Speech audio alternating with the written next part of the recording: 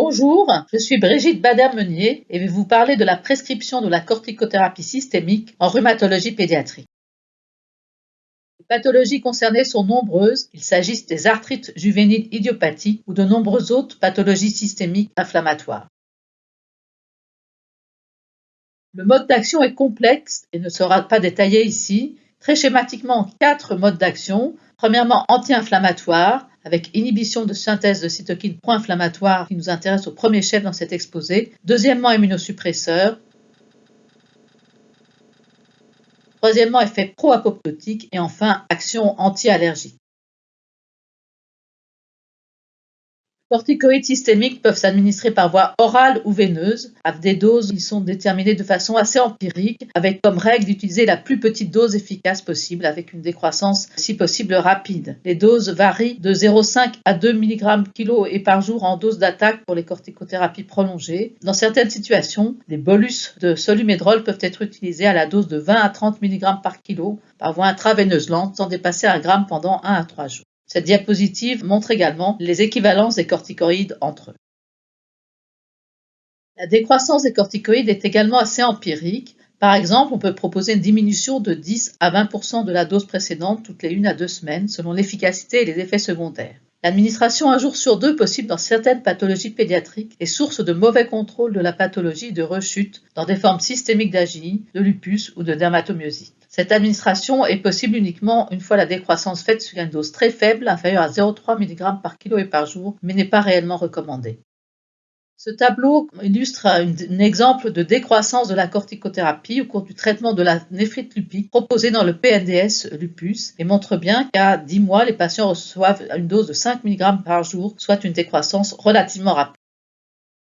Comment arrêter la corticothérapie orale? Pour une durée brève de moins de 3 semaines, l'arrêt peut être rapide en 3 à 5 jours. En revanche, pour une durée prolongée de supérieure à 3 semaines, il existe bien sûr un risque d'insuffisance surrénale en cas d'arrêt brutal, de stress ou d'intervention chirurgicale, pour une dose de prédnisone supérieure ou égale à 5 ou 7,5 mg par jour, avec cependant une grande variabilité individuelle. Il n'existe actuellement aucun consensus sur les modalités d'arrêt de cette corticothérapie.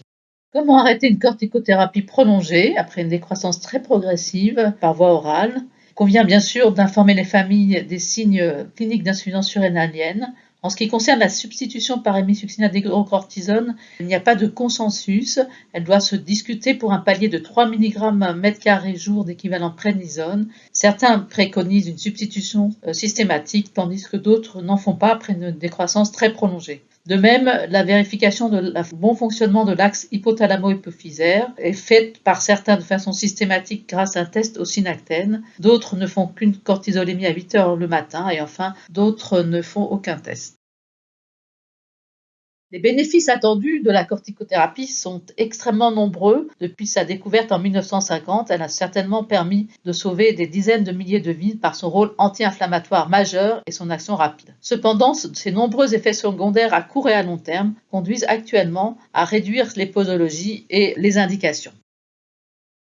Les contre-indications de la corticothérapie sont importantes à connaître. Infection active, bien sûr, et surtout drépanocytose qui peut être associée de façon non fortuite à des maladies auto-immunes ou systémiques nécessitant une corticothérapie. L'utilisation de celle-ci expose alors à des risques de crise vaso-occlusive sévère en l'absence de programme transfusionnel. Enfin, il convient de rappeler la nécessité de prescrire un traitement de déparasitage lorsque les sujets reviennent de zones d'endémie. Les effets secondaires sont de 2 types. Premièrement, ceux liés à la dose cumulative de corticoïdes, cataracte, stéatose hépatique, retard de croissance, ostéoporose qui peut survenir précocement, atrophie cutanée, possiblement athérosclérose sur le long terme. Deuxièmement, des complications rares et non prévisibles, telles la survenue d'un glaucome, d'une pancréatite aiguë ou d'une manifestation psychotique. Les effets secondaires des bolus de solu-médrol sont à bien connaître, notamment la nécessité de contrôler la kaliémie avant la prescription d'un bolus.